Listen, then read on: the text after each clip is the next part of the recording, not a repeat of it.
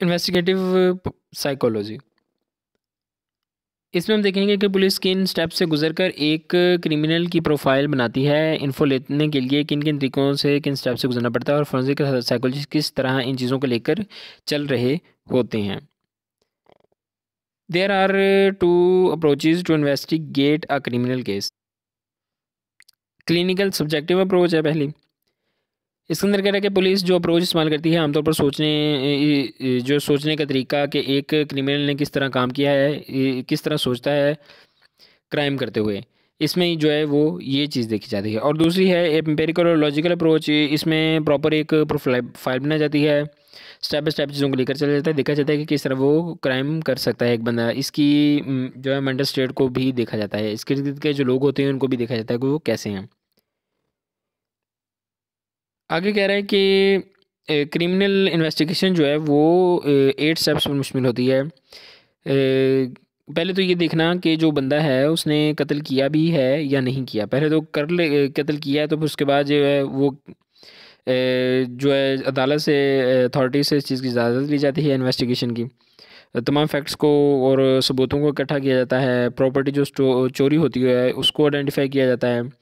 और उसके अलावा जो चोर होते हैं, फिर जिसने ये काम किया होता है उस बंदे को अगर वो आइडेंटिफाइड नहीं है तो उसको आइडेंटिफाई किया जाता है, उसको लोकेट किया जाता है, उसको सर्च किया जाता है और उस पर फिर टेस्ट किए जाते हैं, टेस्टिफाई किया जाता है और उसको ऊपर जो है वो उसको फिर जो है वो विटनेस को लाया जाता है, सर्च किया जाता है और अदालत में पेश किया जाता है। Profiling it is a prolonged sketch of unknown criminal. ये क्रिमिनल जिसको अभी तक नहीं देखा होता है क्राइम में वो इन्वॉल्व होता है, लेकिन हमें नहीं पता होता ये क्राइम किसने किया है। जब आप उसे तलाश कर रहे होते हैं, इसकी मतलब कि उसकी जो कत्ल करता है वो उसकी बेसिस पर फिर उसका कद, उसकी हाइट, उसकी पर्सनैलिटी कैसी होगी, ये सारी चीज़ें जो हैं उसका रेस क्या है, रेजिडेंस रहता क्या है, इंटेलिजेंस लेवल क्या है और ऑक्यूपेशन क्या है, मैरिटल स्टेटस क्या है, लिविंग अपीयरेंस कैसी है, ये सारी चीज़ें जो हैं वो एक साइकोलॉजिस्ट जो है वो इन्वेस्टिगेशन के ज़रिए करता है। ये एक एग्जांपल है, इम्पोर्टेंट नहीं। Prevent terrorism. अगर वो क्रिमिनल पकड़ा जाए तो ये स्केच आगे चलकर क्रिमिनल, मजीद क्रिमिनल उस तरह के जो होते हैं उनको पकड़ने में काफ़ी ज़्यादा हेल्पफुल होता है। Computerize profiling used in USA वो ट्रैवल इन एयरलाइंस। हर पैसेंजर की प्रोफाइल बनाई जाती है और देखा जाता है कि वो जो है वो ड्रग डीलर है या कोई टेररिस्ट है, इस चीज़ में इन्वॉल्व तो नहीं है। इसके ज़रिए 9/11 के जो 19 हाईजैकर से इनमें से 10 हाईजैकर्स को इसी तरीके से आइडेंटिफाई कर लिया गया था। कैप्स जो हैं वो फॉलोइंग स्टेप्स, ट्रैवलिंग पैटर्न्स जो हैं, वन वे टिकट्स। कुछ लोग यानी कि वन वे टिकट जो है वो लेते हैं, एक जाने का टिकट लेते हैं, उनको देखा गया कि वापसी का वो टिकट नहीं लेते, वापसी पर वो नहीं आते। इस तरह कुछ लोग जो पे करते हैं कैश के अंदर, कुछ लोग जो हैं वो अकेले ट्रैवल करते हैं, कुछ लोग जो हैं वो उनका जो पैटर्न ये है ये कि वो ट्रैवल भी अकेले करते हैं और कैश भी पे में करते हैं और वन बाय टिकट जो है वो एक जगह का टिकट जो है वो लेते हैं। क्या ये तरीका सक्सेसफुल था? नहीं, ये तरीका इतना ज़्यादा सक्सेसफुल साबित नहीं हुआ। The problems of false positives. कैप्स में ऐसा होता था कि किसी इनोसेंट पर्सन को क्रिमिनल कंसिडर किया जाता था लेकिन बाद में वो बेगुनाह साबित होता था।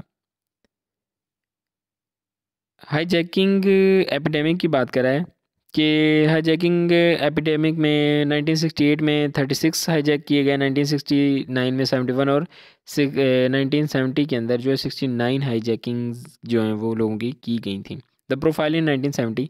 हाईजैकर्स की प्रोफाइल से पता चला कि लोग ज़्यादातर अपनी सोसाइटी का जो है वो के नाकाम लोग होते हैं, अलग रहते हैं, हेल्पलेस होते हैं, इनमें जो है वो सुसाइडल थॉट्स होती हैं। और इसके अलावा कह रहा है कि ऐसे लोग जो हैं वो ये कि प्रोफाइलिंग ज़्यादा देर तक ठीक साबित नहीं हुई क्योंकि ऐसे लोग भी क्रिमिनल्स के तौर पर देखे गए जो बहुत ज़्यादा अच्छी ज़िंदगी गुजार रहे थे, उनकी फैमिलीज थी, बीवी बच्चे थे, लेकिन वो फिर भी क्रिमिनल एक्ट्स कर रहे थे। क्रिमिनल प्रोफाइलिंग एक इंसान की प्रोफाइलिंग करना कि वो कौन से क्राइम करता है और फ्यूचर में कौन से क्राइम जो है वो कर सकता है। जोग्राफिक, इंसान किस किस्म की लोकेशन में रहता है, कैसी जॉब करता है, किस तरह के जो वो ट्रैवल रूट्स जो हैं वो इस्तेमाल करता है। रेशियल प्रोफाइलिंग, उसकी रेस क्या है, उसका रिलीजन क्या है, नस्ल क्या है उसकी, ये सारी चीज़ें जो है इसमें देखी जाती हैं।